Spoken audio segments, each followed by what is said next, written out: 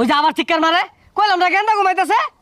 তুই খালি তোর গেন্দা লয়া মাই মিশিং ব্রিজ আইস তোর গেন্দার একদিন আর আমার যে কদিন লাগে এইরকম গেন্দা তুই পাইতে হরছস। হ্যালো ভাই, তুমি পুলিশের থেকে লাভ কি? আমারে চোর মারে।